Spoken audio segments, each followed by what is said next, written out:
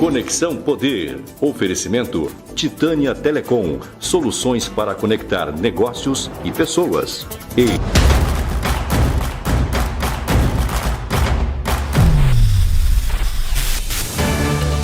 Olá, o Conexão Poder está recebendo o deputado estadual Gilberto Catani, ele que é bolsonarista raiz, do Instituto Conservador, então tem polêmica nessa bancada hoje. Comigo nessa entrevista, Leandro Maia, do Repórter MT. Bem-vindo, deputado. Obrigado pelo convite, é um prazer estar aqui e sempre muito bom falar sobre o que acontece no nosso estado e as ações da Assembleia. Obrigado pela oportunidade. Vamos começar então aí pelo assunto mais recente. O governador Mauro Mendes sancionou aí essa semana, né, um projeto que o senhor defendeu, flexibilizando aí, né, o porte de armas para o pessoal, para os CACs, né, os atiradores, caçadores, colecionadores. E aí o Ministério Público agora entrou com uma ação contra isso, alegando que é inconstitucional. Sim. E aí o senhor esperava por essa? O pessoal estava comemorando, né? Olha, já teve uma ameaça de que isso ia acontecer, né? Então, assim, a gente não é que esperava por isso, porque a gente achava que ia entender a constitucionalidade do projeto. O governador sancionou na segunda-feira, na terça de manhã nós recebemos o Diário Oficial, ficamos muito felizes com isso. Agora, existe um equívoco aí. Esse projeto ele não flexibiliza absolutamente nada, né? Eu li uma matéria com esse título também, que o projeto flexibiliza o porte de arma. De forma nenhuma, ele nem trata do porte de arma. O projeto reconhece o risco. Veja bem, na lei do desarmamento, que é a antiga lei do armamento, e se tornou o Estatuto do Desarmamento, tem lá descrito que a pessoa que tem o seu risco de atividade reconhecido, ele pode buscar o porte de arma. O que a lei faz? Ela reconhece o risco do CAC. Por quê? O CAC, a sigla CAC, ele é caçador, atirador e colecionador. Então, veja bem, um colecionador de arma, ele tem um arsenal muito grande e muito valioso em questão de dinheiro. Então, ele é cobiçado também pela bandidagem. E também tem o poder bélico, né, que o pessoal aí que não precisa de lei para ter arma, querem ter acesso a essas armas. Então, se torna, sim, uma atividade de risco. O projeto só reconhece a atividade de risco. Eu acredito que existe um erro de interpretação do Ministério Público, tanto é que as mídias também estão sendo levadas ao erro e falam que está fazendo uma lei para flexibilizar o porte de arma ou a própria aquisição de arma, e não tem nada a ver. A lei ela só reconhece o risco da atividade, assim como nós temos mais duas.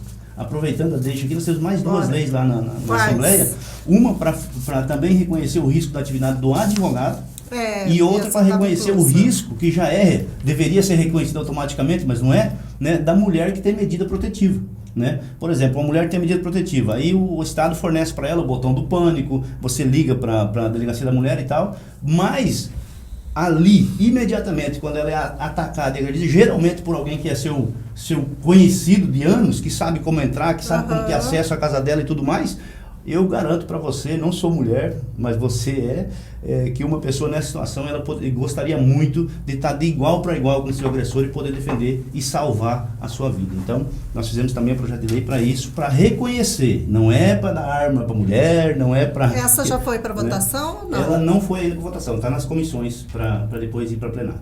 E como é que está o andamento lá, a aceitação? Então, o problema todo da sociedade como um todo é entender as coisas, entende? E isso acontece também dentro do parlamento. Tem alguns parlamentares que não conseguem compreender, né? Talvez porque não estejam na pele de uma mulher que tem medida protetiva, que está 24 horas sendo ameaçada por alguém, ou que não está na pele, por exemplo, de um agricultor que tem que deixar sua esposa lá 160 quilômetros longe da primeira base policial que existe no nosso município, como é o meu caso, né? Assim como muitos outros, pessoas que às vezes, essa semana que passou mesmo, uns vagabundos invadiram uma fazenda, amarraram o caseiro no curral, nas réguas do curral, estruparam a mulher do cara na frente dele, tá? Depois carregaram todo o gado e foram embora.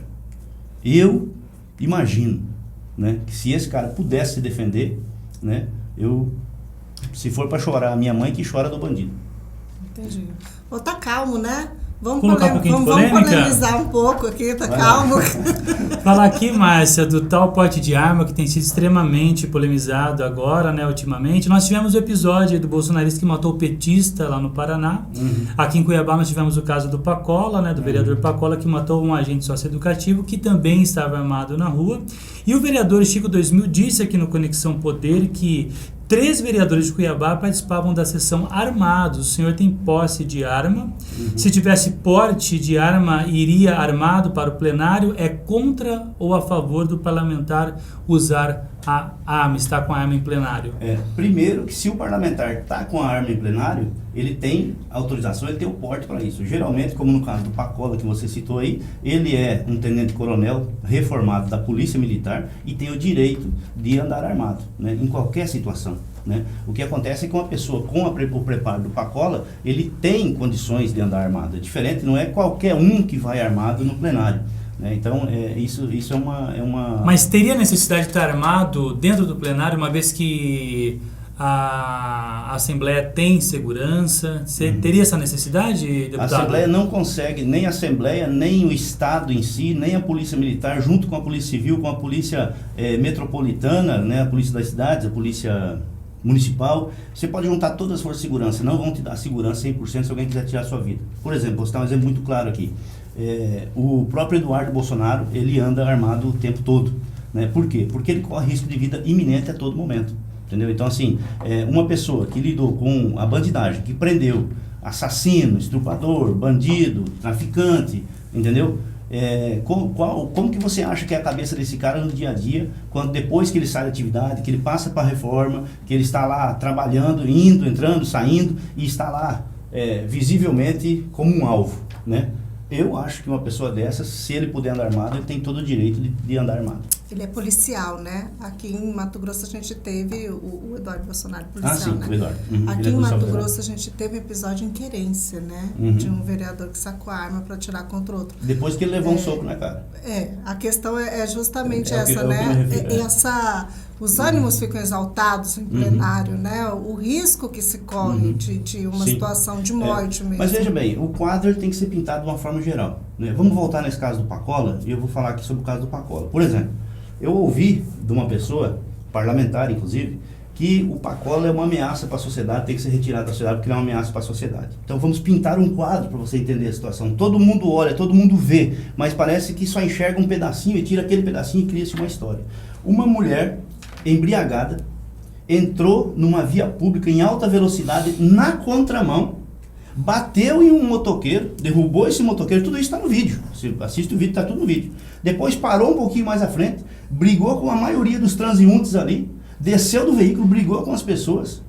Depois seu marido desceu, ou seja lá o que for, desceu, foi lá falar com ela brigou com o cara, deu uns empurrão nele. Aí ela foi atravessar a rua, o cara tirou a arma, esse que brigou com ela ali, tirou a arma, ergueu para cima, depois abaixou e foi pro lado dela. Nisso chega uma pessoa que é um tenente-coronel da polícia, né? E vê a situação, e a hora que a mulher está atravessando a rua, o cara está indo atrás dela com a arma na mão. Ele viu uma confusão, né? Ele não sabia o que estava acontecendo. Não, ele viu claramente uma pessoa com uma arma levantada e depois abaixou, indo para o lado de uma mulher. O que ele pensou? O cara vai matar a mulher. Correto? Muito bem. Aí vem o caso que eu sempre falei, eu acho que ele se precipitou um pouquinho. Mas o policial, ele tem ali 2, 3 segundos para tomar uma atitude, porque se a pessoa se vira, pode ser ele que vai morrer. E ele não sabia quem era, não sabia que era o Japão, não sabia que era policial penal, não sabia nada. Como a senhora falou, era bagunçado o quadro, mas o que estava na frente dele era uma mulher saindo de uma confusão e um cara indo atrás dela com a arma. E aí o Pacola pega e abre fogo, né? A pergunta que eu faço: o que estão falando dessa senhora? No meu entendimento, quem causou a morte do menino foi ela. O que sobrou para ela? Por que ninguém fala o quadro do jeito que eu estou falando aqui? Parece que agora foi indiciada, mas sem alarde. E como se o outro que tentou evitar ali uma tragédia fosse o grande marginal, né? Coloca uma pessoa ali que como se ele fosse um bandido. Eu falo com toda certeza, para mim não é. O senhor está colocando, digamos assim, em outras palavras, que a questão do armamento, do porte de armas tem sido demonizado, é isso? Também tem sido demonizado. Às vezes, a questão daquela menina que matou a outra menina aqui na cidade. Ficou um caso conhecido, eu não conheço nenhuma das duas famílias, não posso... e nem desses, eu não estou falando mal das famílias, nem da moça que causou isso, eu estou contando a história como ela é. E o Japão, que morreu lá no caso do Pacola, só para concluir, me parece ser uma pessoa muito boa. Sim. Porque todos os seus colegas foram lá, né, falam tudo. Eu sou muito amigo dos policiais penais também. Parece que era uma pessoa boa, foi uma fatalidade. Mas essa moça que matou a outra moça, por exemplo, esses dias foi falado na tribuna lá, que essa menina é uma assassina e a outra e tal e coisa e tal, porque ela tem porte de arma e o pai dela é CAC, parece, né? Me parece que ela também é atiradora, né? Então, muito bem. Se uma pessoa faz uma cagada e ele pertence a um certo setor, quer dizer que todo aquele setor tem que ser criminalizado por causa daquela pessoa, entende? Por exemplo, repórteres, né? Se um repórter faz uma besteira, vocês vão ser culpados porque aquele repórter fez uma besteira, então nós temos que tirar o microfone de vocês. Não é assim que funciona. Entendeu? A grande maioria, e tem aumentado muito, né? A maioria maciça dos CAC são pessoas idôneas, entendeu? Tem senhoras, tem famílias. O clube de tiro é um clube de pessoas honradas, honestas, pessoas que vão lá com a sua família, crianças, mães, pais. É um ambiente altamente familiar e muito benéfico à sociedade. Mas, Catani, ainda sobre o caso Pacola, na morte do agente socioeducativo, como que você definiria a responsabilidade de cada um dos envolvidos ali? Muito bem. A maior responsável, ficou claro na minha fala, que na minha visão a maior responsável é a senhora que causou tudo isso, né? No meu entendimento, quem tem que de fato responder criminalmente, a grande responsável é essa senhora, né? O agente que infelizmente veio a óbito também tem responsabilidade na sua própria morte, porque puxou um revólver em via pública, que estava entre todas as pessoas ali, e botou em risco várias pessoas da sociedade, né? Não, isso inclusive é ensinado nos clubes de tiro e é ensinado quando você faz o curso, tá? Jamais você faz uma coisa dessa. Você não puxa uma arma e sai erguendo ela para cima e mostrando para os outros. E me parece que já era reincidente já nessa questão. Parece que em outro vídeo que apareceu em outro lugar ele já fazia isso constantemente, né? Então, tipo assim, você não se mostra com uma arma, você não fica mostrando ela para ninguém. Então ele é um inconsequente também, né? E o caso do Pacola, no meu entendimento, é uma pessoa que tentou ali, achando que ia acontecer uma tragédia, tentou evitar uma tragédia, e no meu entendimento, o Pacola se precipitou um pouquinho, mas ainda assim não posso culpá-lo, porque o tempo de pensamento, quando você está numa situação dessa, é de segundos. Então, segundos para definir entre matar ou morrer. Vamos falar de MST? Opa, né? Assunto calmo, né? Falas polêmicas, né? Não, mas é bom que o deputado ele não se furta às respostas, né? O senhor é produtor rural, assentado, isso, né? E é um grande crítico aí do MST. Sim, né? Uma pedra no sapato deles. Como é que o senhor classifica, digamos assim, a ação do MST, já que o senhor é defensor da reforma agrária? Eu classifico como terrorismo no nosso país. Primeiro, eu sou um assentado, como você falou, gosto sempre de falar isso. Eu moro lá em Nova Mutum, no lote 297, sempre morei lá, de 98 em diante, morei lá. No lote 297, um assentamento do INCRA. Não existe um assentado do MST.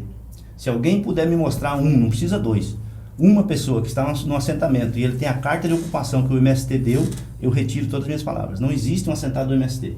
O MST é um grupo terrorista que foi criado pela esquerda para tentar levar o terror e desestabilizar o campo. Tá? Isso tem método nisso. Eles não fazem assentamento, não podem fazer assentamento e nunca assentaram ninguém. Então, eu sou um assentado, mas jamais pertenci ao MST, nunca invadi nada de ninguém, nem os meus pais que lá estão. E essa não é a prática da reforma agrária. A reforma agrária é como, por exemplo, vou falar para vocês aqui um assentado da reforma agrária que deu certo. Não é invasão. Não, de forma nenhuma. Inclusive na lei da reforma agrária, se uma terra estiver invadida, ela não pode ser mais cortada para a reforma agrária por 2 anos. E se tiver reincidência, aí que não pode mais de jeito nenhum. A gente está falando que é muito confuso ainda para a sociedade. É confuso porque eles pintaram um cenário... como assentamento do MST. Isso, como se o MST fosse a reforma agrária. É mentira. A reforma agrária, por exemplo, foi o que aconteceu em Lucas do Rio Verde. Lucas do Rio Verde era um assentamento da reforma agrária no tempo do regime militar. No segundo ano, porque quando eu cheguei lá, eu assinei um contrato com o INCRA. No meu gabinete eu tenho uma cópia do meu contrato. Eu compro a terra do INCRA. A terra não é doada, não existe isso. O INCRA compra uma grande fazenda, corta em lotes menores e vende a pequenos produtores que não possuem terra para que ele possa crescer na vida e ser alguém, né? E isso aconteceu em Lucas do Rio Verde. No meu contrato, na cláusula 4ª, diz que eu não posso vender o meu lote e não posso negociar, nem arrendar, não posso ter carteira assinada, não posso ser funcionário público até o 10º ano. Está na minha cláusula 4ª do meu contrato. No segundo ano que eu estou lá, eu tenho que comprovar que eu vivo da terra, ou seja, eu tenho que ser um agricultor. Não é uma pessoa ganhar a terra porque ele é um miserável. Não, ele tem que ser um agricultor.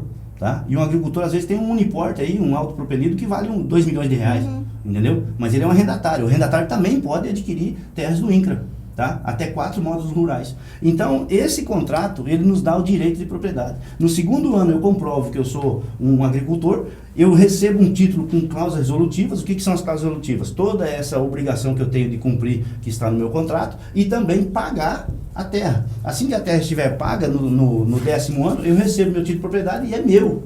Como eu estava falando de Lucas do Rio Verde, Lucas do Rio Verde foi um assentamento feito pelo INCRA, nesses modos, o mesmo modo do meu, porém a diferença do meu para eles é que eles receberam seu título de propriedade no segundo ano, entendeu? E no 10º ano receberam a baixa das cláusulas resolutivas e a terra era deles. Como eu ia dizendo, vou apresentar a vocês um assentado que deu certo, Otaviano Piveta. Opa, esse deu bem certo. Se tornou, é um assentado do INCRA, lá em Lucas do Rio Verde, se tornou o maior produtor de soja do planeta Terra.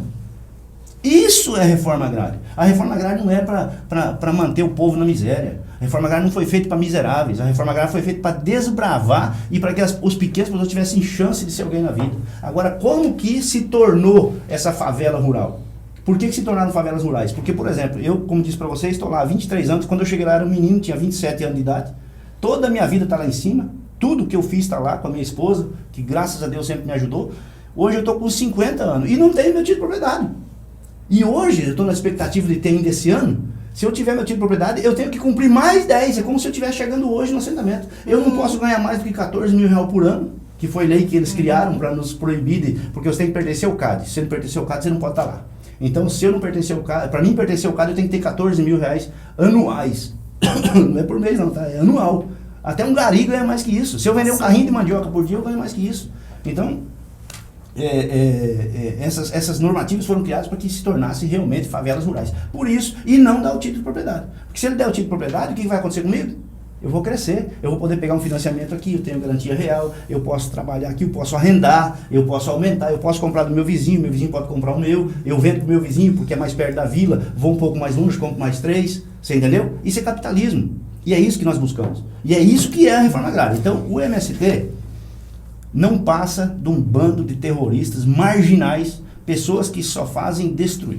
E, deputado, dentro dessa sua linha de raciocínio, como que você classifica, então, a fala do Carlos Fávaro, que disse que os produtores rurais não deveriam temer o MST, sim ao presidente Bolsonaro e também ao ministro Paulo Guedes? Primeiro que não é meu raciocínio, somente, é a minha vida. Estou falando para vocês, eu tenho um testemunho de vida. Sim. Tá? Eu sei o que é isso porque sou de lá e vivo lá. E esse é o grande problema do MST, me encarar, vamos dizer assim, né? Jamais. Nunca quiseram, porque não tem como bate discutir, de frente. Não tem como discutir com quem realmente entende. Uhum. A fala do Carlos Fávaro, eu acho que o Senhor Jesus falou que a boca fala o que o coração está cheio, né? Lá em Lucas do Rio Verde, há poucos anos atrás, vizinho da fazenda dele lá, tentaram invadir a fazenda Caçula, que é de um grande amigo meu, antigo lá em Lucas, chegou no começo, tá? Invadiram a fazenda do cara, iam tomar a fazenda do cara. Juntou todos os vizinhos da redondeza e salvaram a fazenda do cara. Tiraram as pessoas de cima, que é o que tem que fazer. Uhum. Não pode deixar, né? O Carlos Fávaro, quando ele foi presidente da ProSoja, ele foi presidente da ProSoja porque vocês viram falar do Grito do Ipiranga em 2006? Sim. Houve o Grito do Ipiranga, onde os produtores e os caminhoneiros fecharam a BR-63. O Carlos Fávaro estava lá, entendeu? Ele sabe bem o que é. Então, no meu entendimento, o que ele falou aqui é uma loucura da parte dele. Porque você dizer para mim que você não precisa temer uma pessoa que invade a sua fazenda, queima seus tratores, passa por cima de toda a sua produção, como é o caso lá em São Paulo, dos pés de laranja, que invade um campo experimental de genética, que nunca mais vai levar 50 anos para poder recompor isso, e manda as mulheres invadir ainda, entendeu? Que mata que mata, que depreda, que mata o gado, esquarteja o gado e leva embora só os quartos, que acaba com a vida de todo mundo. Entendeu? O cara dizer que você não precisa ter medo disso, que você tem que ter medo do Paulo Guedes e do Bolsonaro, porque pegaram a dívida do produtor e negociaram, coisa que sempre é feito em todos os governos e uma coisa lícita. Se eu peguei um dinheiro, se ele, o Carlos Fávaro, pegar um dinheiro emprestado do governo, dos bancos aí, e der a terra dele em garantia, ele fez porque quis e a terra dele está em garantia. A dívida é do governo, ele pode negociar sim e tentar receber a terra. E quando essa terra for a leilão, vai ir a leilão e outro produtor vai comprar, porque esse não conseguiu pagar a dívida dele por algum motivo. Entendeu? E as renegociações de dívida que foram feitas para benefício do produtor durante o período que o Paulo Guedes está lá, não conta. Agora, quando perdeu toda a safra lá no Paraná, Santa Catarina, perdeu tudo, quantos bilhões de reais foi mandado para lá, para salvar os agricultores lá, para que eles não precisem perder suas terras? Entendeu? Então, no meu entendimento, é loucura o cara falar um negócio desse, dizer que você tem que ter medo de pessoas que esses sim representam a agricultura, né? E você dizer para mim que não precisa ter medo de um bando de vagabundo que nem o MST. E o senhor, essa aliança aí do Fávaro e do Neri com o Lula, te surpreendeu? O senhor tem surpreendido os produtores? Eles têm aí, digamos, nessa aliança, né, uma missão de trazer apoio do agro para a campanha do Lula, né? E aí, como é que o senhor está avaliando esse cenário? Dos 100%... O senhor pode tomar uma água para me gasgar tudo. Dos 100% dos produtores do estado do Mato Grosso, nós temos 90% que são de pequenos a médios, né? De pequenos a médios produtores. Grandes produtores, de 5% a 10% no máximo, que são gigantes mesmo, são 5%, né? Que aí engloba a família do Marge e esse pessoal todo. E esse pessoal acha que representa o agro. Eles representam eles próprios. Somente eles próprios. Não me surpreende em nada. Pessoas que já foram ministros, por exemplo, o próprio Marge foi ministro do governo Temer. O Neri foi ministro no governo Dilma, né? Então, assim, para mim não é surpresa nenhuma. Agora, surpresa tem eles, quando eles tomaram essa posição, e ver que, de fato, o agro não está com eles. O agro, de forma nenhuma. E quando eu falo agro, eu não falo de divisão de a pequena agricultura, grande, agricultura familiar, isso é bobagem. Agro é agro, desde um copo de leite até o plantio de 10 mil hectares de soja é agro. Então, o que eles fizeram, no meu entendimento, foi dar um tiro no pé. O agro é Bolsonaro, basta você ir para qualquer lugar que você queira ir, você vai ver a bandeira do Brasil, outdoor de Bolsonaro, todo o apoio que o Bolsonaro tem do agro, ele é massivo, tá? E eles vão ficar com os 5% deles, que representa muito em dinheiro, mas representa nada em voto. Eita. Falando aí, o senhor estava falando agora um pouco do MST, o senhor tem uma proposta também, essa proposta já foi votada para endurecer a penalidade aí para quem invadir? Cadeia para invasor? Cadeia para invasor, ou endurecer a pena o máximo que a gente pode. Veja bem, a gente não pode mexer no Código Civil, né, como parlamentar estadual, somente como federal. Mas a gente pode pegar a legislação federal e endurecê-la mais. Você não pode minimizar. Vou dar um exemplo aqui. Você tem uma área de APP nos rios da mesma largura. Se o rio der 10 metros, tem que deixar 10 metros de APP, 5 para cada lado. É feito catraca, né? Agora, o Estado pode pegar, essa é a legislação federal. O Estado pode pegar e falar, não, eu quero que deixe 10 de cada lado. O Estado pode fazer. Então, o que nós fizemos? Nós pegamos as penas que existem para esses crimes, que são pífias, e estamos tentando fazer com que elas fiquem maiores para tentar inibir esse tipo de atitude no nosso Estado. Se nós puder fazer com que essas pessoas paguem caríssimo por invadir uma propriedade privada, nós vamos fazer. Ela foi a votação? Não, ela ainda está dentro das comissões, ainda não foi nem a primeira votação. Vamos acompanhar, né? Tentar provocar ele um pouquinho, Márcia, pode ser? Vai falar de política? Não, sobre armas ainda. Tá no assunto das armas. Voltar um pouquinho a falar sobre as armas. O senhor tem um projeto, né, uma proposta, na verdade, para que seja liberada a caça esportiva também, para aumentar a interação do homem com a natureza, né? Sim.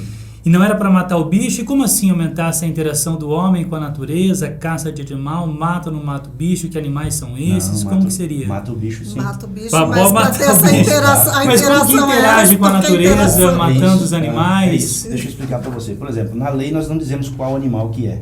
Nós deixamos isso a encargo do executivo. Por quê? Porque você tem coisas que estão virando praga no nosso meio, né? Por exemplo, você tem o próprio porco do mato, que hoje você tem também o javali chegando aí, né? No Rio Grande do Sul, o javali já é uma praga considerável. Exportações, né? E o javali, veja bem, o javali ele mata tudo que ele vê na frente, entendeu? Ele ataca gado, ovelha, ele mata e come ovelha, o que ele achar na frente. Lavoura, então, nem se fala, né? Animais, tudo. Ele mata, inclusive, os animais silvestres. Ele domina a área, entendeu? E isso é uma praga. E o javali, nós não queremos controlar o javali. O javali nós temos que acabar com ele. Porque o javali não é do nosso país. O javali, ele não é originário daqui, ele não é um animal silvestre, ele é um invasor. Então o javali nós temos que acabar com ele. Ele é um risco. Ele é um risco. É um risco para nós, inclusive. Porque ele não tem predador natural. Não tem predador natural, e inclusive ele ataca inclusive o ser humano. Deus me livre. Não, ele ataca. Não, ele come tudo, come a roupa, come isso. Por exemplo, ele fica esperando. Tudo. Se ele não conseguir matar a vaca, se ele não conseguir matar a vaca, ele fica esperando ela parir. Assim que o bezerrinho nasce, ele pega. Entendeu? É uma coisa interessante. Então, o que nós estamos criando é um projeto para que seja regulamentado, vamos dizer assim, a caça esportiva. O que significa dizer a caça esportiva? No Paraná, eu conheci uma fazenda de caça esportiva, que é uma fazenda, né, onde você pode caçar. Só que os animais que eles têm lá são animais exóticos, ou seja, não são da nossa fauna brasileira, porque não pode matar os brasileiros, né? Mas se tivesse como regulamentar uma fazenda de caça, por exemplo, aqui no estado do Mato Grosso, onde você tem fazendas aí gigantescas, para você promover que a mata fique em pé, para você promover que a pessoa possa ir lá caçar com controle, com você respeitando a reprodução dos animais e tudo mais, entendeu? Você poderia fazer uma fazenda ambientalmente corretíssima, e isso é a interação do homem com a natureza, muito mais rentável do que qualquer lavoura de soja. Pode falar. Não, eu ia fazer uma pergunta aqui. Você diria que quem se associa, se liga ao MST, é um javali? O MST é um javali? Não, seria muita maldade com o javali. Eu não, de forma nenhuma. Eu acho que é 1 milhão de vezes pior. O raciocínio dele está mais rápido que o seu, Hernando. Mas foi boa a resposta dele. O javali não iria mais ficar no Brasil, ele ia se envergonhar. Só para esclarecer aqui, deputado, não tem matança de onça, então, né? Que quando fala, vai ter liberação de caça, então vão matar onça no Pantanal. A não ser que ela se transforme numa praga. Entende? Por exemplo, a partir do momento que quase você... em extinção, está difícil de se transformar numa praga. Por isso que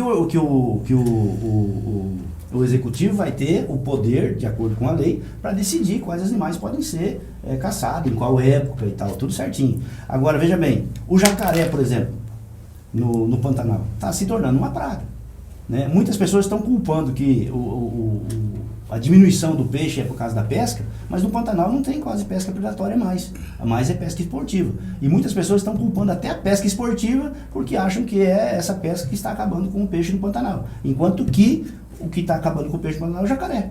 O jacaré é uma discussão de décadas já. Já de décadas. Inclusive, o Wilson Santos disse que o jacaré não come peixe. Né? E ele falou isso em público. Come o quê? O jacaré é vegano. Ó, eu sou psicultor. Gente, o Carlos tá morrendo de rir, eu tô rindo do Carlos. O jacaré, eu sou psicultor. Se um jacarezinho pequenininho, filhote, entrar no meu tanque quando meus peixes ainda são alevinos, até 20 centímetros, 15 centímetros, 20 centímetros, ele come 100. O que ele não come, ele mata. Ele dá um jeito de comer 100 alevinos numa noite, que ele ficar dentro do meu tanque. Mas esse do Wilson é vegano. Né, o jacaré do Wilson é vegano. Vamos falar de política? Vamos, bora. Quer começar, Márcia? Você pode começar? Calma, né? Deputada, essa eleição aí, ninguém esperava que essa fosse ser uma eleição tranquila, né? Ainda mais nesse cenário aí de polarização com Lula e Bolsonaro, né? Nessa disputa aí à presidência. E agora, com essa convocação, digamos assim, do presidente, para que a população, para que os apoiadores, que o povo vá às ruas na manifestação aí de 7 de setembro. O senhor acha que isso deve acirrar ainda mais os ânimos? E ainda, por que é importante essa manifestação para o grupo pró-Bolsonaro? O que isso pode mudar? Olha só, eu não digo o grupo pró-Bolsonaro. Eu estive no 7 de setembro do ano passado e tinha um mar de gente lá. Tanto que as próprias autoridades não conseguiram contar, né? As pessoas que estavam lá, uns falavam um número, outros falavam outro número e tal, tudo por estimativa. Mas a grande verdade é que ali, onde ficam os dois pratos lá, né? Ali no Congresso. No Congresso aí tem a esplanada dos ministérios ali, aquela parte ali, aquele gramado. Eu não sei o tamanho daquilo, mas é gigantesco. Ali estava lotado. Quando as pessoas começaram a ir embora perto do meio-dia, foi mais de 2 horas de pessoas passando sem parar para poder sair dali. Ou seja, um mar de gente no 7 de setembro do ano passado. E esse eu acho que vai ser maior. Veja bem, vai ser uma manifestação ordeira. Não é em defesa do presidente Bolsonaro, mas em defesa de pautas que nós acreditamos, como, por exemplo, o direito de eu saber se eu votei no Zé. Eu quero um comprovante que está escrito Zé. Entendeu? Porque nós precisamos ter certeza do nosso voto. Temos sim dúvidas sobre as urnas eletrônicas, sobre o nosso sistema eleitoral, até porque ele só existe em 3 países do mundo. É nós aqui, a Venezuela e o Butão, que tem essa mesma urna aqui. O resto do mundo não tem. Então, entre outras coisas, né? Agora, quando dizem que é uma manifestação antidemocrática, eu faço uma pergunta: existe algo mais democrático do que o povo se manifestar por aquilo que o povo quer? Não diz a nossa Constituição, no seu artigo 1º, que todo poder emana do povo? Né? E aí o povo se manifesta, vai às ruas ordeiramente, não depreda nada, porque quando é a esquerda que se manifesta, eles quebram tudo. Né? Não depreda nada. Vão lá simplesmente para dizer: olha, nós estamos aqui e queremos que o nosso país siga nesse caminho. Tá? Qual é o antidemocratismo nisso? Pelo contrário, isso é a essência da democracia. Isso sim é demonstrar o que é democracia, e não o contrário. Então, se alguém, porventura, quiser acirrar os ânimos, como se diz, vai ser do outro lado, como sempre foi. E, deputado, a gente publicou recentemente uma declaração polêmica do jornalista e analista político Onofre Ribeiro, que disse que essa polarização entre o Lula e o Bolsonaro caminha para o caos e pode gerar uma intervenção militar. O senhor também entende dessa forma? Não, eu acho que não. Eu acho que basta que tudo esteja de acordo com a Constituição, e o nosso presidente sempre tem agido dentro das 4 linhas da Constituição. Quando ele fala 4 linhas, você sabe o que é as 4 linhas da Constituição? São as 4 paredes do papel aqui, né? Dentro do que está escrito, sem sair dali uma vírgula.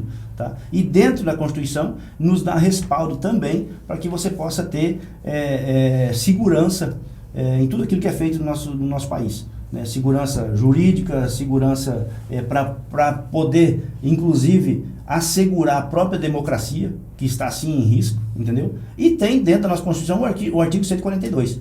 Isso é da Constituição. Né? Agora, se esse artigo for convocado, não é para acabar com a democracia, pelo contrário, é para que ela seja respeitada.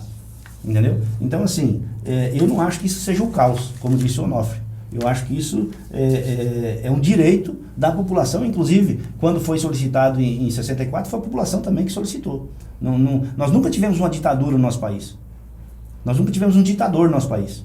Porque para você ter uma ditadura, você tem que ter um ditador. Nós tivemos 5 presidentes eleitos indiretamente pelo Congresso, né? Por isso que veio as diretas já, mas nós tivemos 5 presidentes na época de um regime militarizado. E o regime militar entregou novamente para que se fizesse as eleições diretas e tivesse novamente a tal da redemocratização, né? Que aconteceu em 85, acho que foi 85 e a Constituição em 88, né?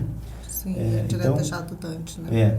Então, assim, eu não acredito que vai para o caos. Eu acredito que vai se consertar. Nosso país caminha a passos largos. Inclusive agora já está vindo uma nova notícia maravilhosa aí, que nós já temos mais uma deflação no nosso país. O senhor acha que não chega, então, a necessidade de um descontrole para ser necessário, digamos, um regime militar?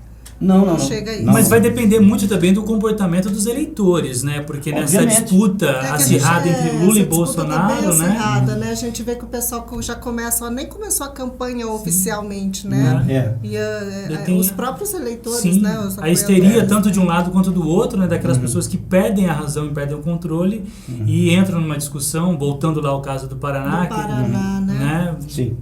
E aí acaba nesse caos, é isso que a gente está querendo dizer, nesse aspecto, né? Mas como eu disse para você, na sua grande maioria as pessoas são coerentes, entendeu? O caso lá do Paraná não serve de parâmetro, porque você vai pegar 2 pessoas num universo de 210 milhões, entendeu? E usar como exemplo essas 2 pessoas que são dois loucos que se mataram, e inclusive agora com a última notícia aí que um deu 3 tiros, o outro deu 13, né? E tipo assim, um atirou no outro. O que você quer dizer com isso? Né? Eu quero dizer com isso que os 2 atiraram, não foi um só, né? Não é simplesmente um que atirou. né? E a própria polícia definiu que não teve motivação política. Por quê? Porque quando o cara parou na frente da festa do outro e provocou o outro veio com uma pedra para quebrar o vidro dele e jogar nele. Aí ele falou, vou em casa buscar uma arma, eu volto aqui para te matar. Ele falou, então vai que eu vou pegar a minha. Tipo assim, entende? Não é simplesmente uma questão assim de, o bolsonarista matou o petista, né? Não, o petista também encheu de bala o bolsonarista. E depois que o bolsonarista estava caído no chão ainda, veio mais 2 petistas e meteram bordada na cara dele. Tipo assim, é uma briga de 2 malucos. Entendeu? Não estou aqui defendendo nenhum. É uma briga de 2 malucos. Entende? São 2 doidos. E você não pode pegar esses 2 doidos e usar de parâmetro no universo do povo brasileiro como E mesmo com divergência ideológica, você não pode perder a educação, a razão e o respeito ao próximo. Óbvio, é inadmissível, né? Inadmissível. Correto. Corretíssimo. Concordo com isso. Como que está, na sua avaliação, como é que está esse cenário dessa disputa no país, né? Entre Lula e Bolsonaro, né? E ainda assim, quais seriam as consequências caso a esquerda vença? Olha só, primeiro que eu não vejo essa distância, essa proximidade. Eu vejo uma distância gigantesca. Por exemplo, o Lula foi na terra dele e foi vaiado, enxotado. Bolsonaro foi na terra dele e foi ovacionado.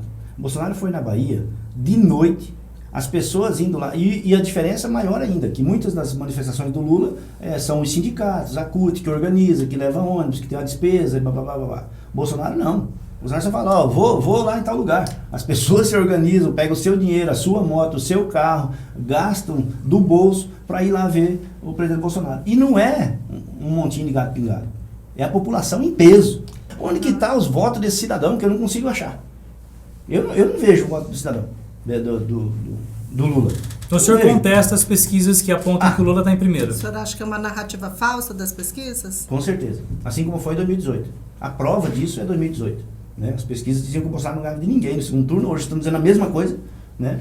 E ele é o presidente da República. Mas, Catarina, uma dúvida que eu tenho muito mais em relação a esse questionamento que é feito ao voto eletrônico, né? Principalmente os bolsonaristas questionam muito o voto eletrônico, defendem o voto impresso. Eu acho que o voto tem que ser num processo honesto, verdadeiro, independente se for eletrônico ou no papel, e que possa ser auditável, corretamente. Mas o Bolsonaro ganhando a eleição, vai ter contestação do voto eletrônico ou não? Com certeza, nós vamos continuar a luta para que nosso país tenha um voto impresso sempre. E tem uma outra falácia. Bolsonaro contesta a urna eletrônica, mas ele se elegeu pela urna eletrônica, né? Sim, se elegeu em segundo turno. Porque se tivesse um papelzinho... Mas historicamente no Brasil não se elege no primeiro turno, né? Historicamente segundo turno. Pois é, historicamente Bolsonaro iria quebrar a história no meio. Dividir a história, igual Jesus? Porque ele estaria... Não, igual Jesus não, nunca. Porque ele que Jesus dividiu. Não, Jesus dividiu a história, mas ele não. Você falou que ele ia quebrar. Não, ele o máximo que ele conseguiria é quebrar a história do país. Jesus quebrou da terra, do planeta, de todos. Né? Um mini Messias, então. Não, de forma nenhuma. Não tem comparação para o Messias. Nem que seja o mesmo nome. Não tem comparação. Bolsonaro é um homem de carne e osso. Jesus Cristo é Deus que se manifestou no nosso meio. É diferente. Então, veja bem. Bolsonaro estaria eleito no primeiro turno. Pela primeira vez na história, então, seria o primeiro presidente que estaria eleito no primeiro turno se nós tivéssemos como fazer auditagem nas nossas urnas. Na eleição de 2016, se não me falha a memória, quando a Dilma ganhou do Aécio, foi 16 ou foi 14? 18, foi 14. Ajuda aí que você está bom de cabeça, está melhor que nós de cabeça. Foi 2014. Você lembra que deu o apagão? Lembra que deu o apagão? E o Aécio, ele estava subindo e a Dilma estava parada aqui embaixo. Deu o apagão, certo? Passou o apagão, aí voltou a contagem depois. A Dilma começou a fazer assim, o Aécio continuou reto. E a Dilma ganhou do Aécio. Né? Catarina, você está falando, você tem prova? Não tem nada, eu só estou falando o que aconteceu. Entendeu? Para mim... Não, mas é questionável um apagão durante uma apuração de eleição. Eu estou dando a minha opinião pessoal aqui. Para mim, tá? Para mim... É questionável. É questionável. É questionável, sem dúvida. Uma vez que estava aqui, até o apagão estava o contrário, passou o apagão, exatamente o contrário do que está aqui. Entendeu? Mas para ter essa mudança não basta o Congresso ali aprovar, porque a própria Justiça Eleitoral fala o Congresso tem que aprovar. Aí que tá difícil, não né? passa. Exatamente. Não aprova, eles pulam, chega ali, ele pula. Na verdade, o Congresso até já aprovou. E para esse ano, impossível. O Ciro Gomes já pediu a urna eletrônica com voto impresso. A Tebet pediu, todos os antigos pediram. O Lula queria no passado e hoje não quer mais. Entende? Por quê? Porque hoje eles estão se beneficiando disso. Né? Minha opinião. E Márcia, fala do palanque aberto, será que Bolsonaro vai liberar o palanque aberto para o Senado aqui em Mato Grosso? A gente está falando tanto do cenário nacional, né? Ele libera o palanque aberto aqui, já que tem essa... Se eu conheço essa aliança com o Mauro, né? O apoio do Mauro declarado a Bolsonaro. E aí, como é que fica? Se eu conheço bem o presidente, ele não aceita esse tipo de coisa. Mas eu não posso falar pelo presidente, nem pelo partido. Eu posso falar por mim. Eu não subo num palanque com uma ideologia contrária que eu acredito.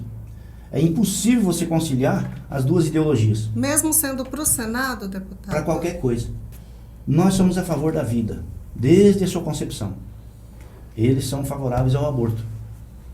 Nós somos favoráveis ao direito de propriedade. Eles são favoráveis à invasão de propriedade. Nós somos favoráveis à liberdade da pessoa, inclusive da imprensa. Eles querem regular a mídia. Entende? Nós somos favoráveis à redução da maioridade penal. Eles são contrários que um rapagão aí de 17 anos pode fazer o que quiser com a senhora e sair como se não fosse nada. Entende? Então, jamais eu vou sentar junto com essas pessoas ou estar junto com essas pessoas. Então, eu acho que tem que ser revisto isso aí, porque não dá para aceitar. Ou é água ou é óleo. Os dois não se misturam. Para o Mauro, politicamente, acaba sendo interessante, né? Porque ele recebe só apoio é do mundo, né? Veja bem, só é interessante para o Mauro porque não tem adversário. Entendo. Tá? Só é interessante para ele porque não tem adversário. Porque a população sabe o que está acontecendo. Você acha que aqui em Mato Grosso a eleição para o governo do estado já está encaminhada, então? Eu acho que ele não tem adversário. Isso é um fato. Né? Até hoje, até o momento, ele não tem adversário. Então é lógico que ele é o próximo governador. Poderia aparecer alguém? Tem algum nome para o senhor não, assim, que o senhor imagine? Muito em cima da hora. Não sei, não tem um nome, não é isso que eu estou dizendo. E nem quero aqui dizer, tá contra o Mauro. Não. Eu estou dizendo o seguinte, o Mauro está sozinho na peleja. Então, obviamente, ele é o ganhador. Então, para o Mauro, sim, é muito confortável nesse cenário. Mas se aparecer alguém, a população mato-grossense não está contente com essa atitude de palanque aberto. Entende? Entendo. Essa que é a verdade. Apesar de que que hoje o Fábio Garcia falou no jornal aí, que não vai ser palanque aberto, até porque a legislação não permite. Ele deu as razões lá, eu não entendo muito a legislação. Mas talvez nesse cenário, Márcia, a gente não comentou acho, sobre o recuo do Fávaro, que teria recebido o convite do Lula para disputar. O Fávaro disse que ia, depois não foi. Será que ele percebeu que ia ser feio, ia ficar mais feio ainda? Preferiu tentar essa aliança e esse palanque com o Mauro? Esse povo, eles são assim mesmo. Eu acho que é normal para ele. Você tá bravo com o Fávaro? Não.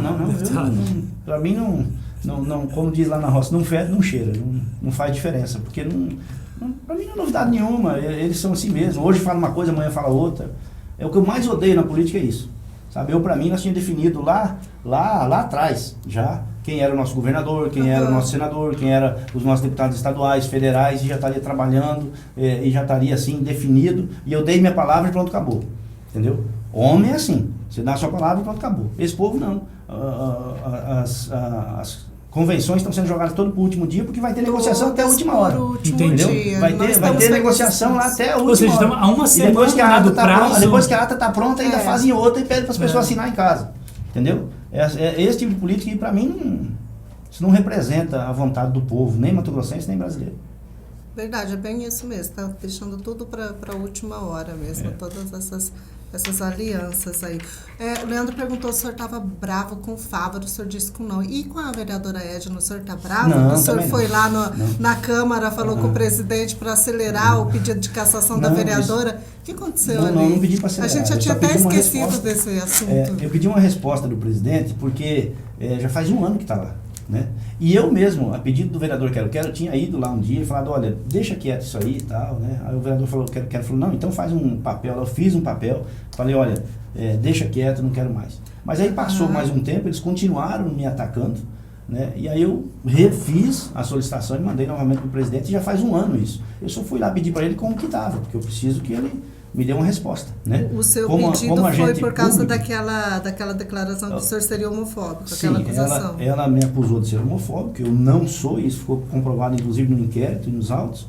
Ela perdeu, inclusive processei ela na justiça, ela perdeu juridicamente e já foi condenada por isso, é um crime que ela cometeu, isso dá quebra de decoro, e eu tenho o direito de pedir que ela seja levada ao Conselho de Ética, não à cassação, não é isso que eu estou pedindo, que ela seja levada ao Conselho de Ética e que tome as providências, porque ela é uma parlamentar, a casa tem que mostrar que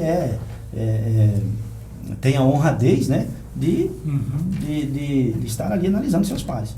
Quanto à questão da raiva, não tenho raiva. Não tem nada a ver com essa questão de ser direita e ser de esquerda? Não tem nada a ver. Nada a ver com a canhota? Não.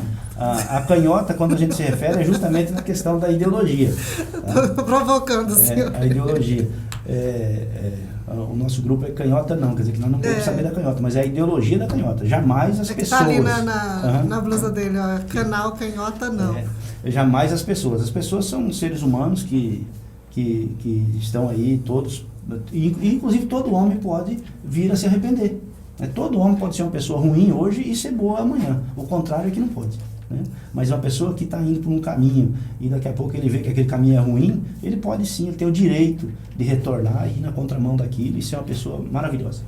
Certo. A exemplo disso é o apóstolo Paulo. Né? Verdade. Deputado, obrigada pela sua entrevista. Eu que agradeço. Primeira vez que o senhor esteve aqui no estúdio com a gente, as outras foram virtuais, né, em questão aí Sim. de pandemia, né? É. Muito bom poder falar desses assuntos mais polêmicos aí diretamente, que a gente consegue explorar melhor, né? Sim. E o espaço está aberto para o senhor deixar as suas declarações finais, alguma coisa importante aí que a gente não tenha falado nesse tempo. E fica aqui já um presente do Conexão Poder para o senhor. Nossa, que legal. Fica a nossa caneca, que não tive como levar virtualmente, está aí presencial. Acho que o presente tem que abrir, né? Pra mostrar. Tem que abrir para mostrar. Que legal. Vou tomar um cafezinho agora, Conexão, e depois ele me ter. Eu tenho só a xícara do Bolsonaro. Agora Não, mas agora o senhor coloca lá no seu gabinete também Olha aí. o Conexão Poder Poxa. Repórter MT. Muito obrigado, tá? Obrigado mesmo. Olha só, eu acho que a gente falou sobre vários assuntos que a gente tinha para falar. Eu quero agradecer imensamente e dizer assim, a gente tem acompanhado vocês também aqui e tem visto que a mídia mato-grossense, de uma forma assim, até que geral, assim, na sua grande maioria, tem sido uma mídia que tem de fato levado a informação para as pessoas. Isso é muito importante nos tempos que nós estamos vivendo. O que nós não podemos é pensar pelas pessoas, né? E vocês têm feito isso de uma maneira muito bacana. Tem levado os dois lados, né? Tem levado sempre o que de fato acontece. Então, eu me sinto muito honrado de estar aqui, ainda mais agora, recebendo uma caneca, e agradeço imensamente. Muito obrigado. Obrigado mesmo. Obrigada, deputado. Obrigada, Leandro. Obrigado, Márcia. Obrigado, Obrigado, pessoal que deputado. nos acompanhou. Conexão Poder. Oferecimento Titânia Telecom. Soluções para conectar negócios e pessoas. E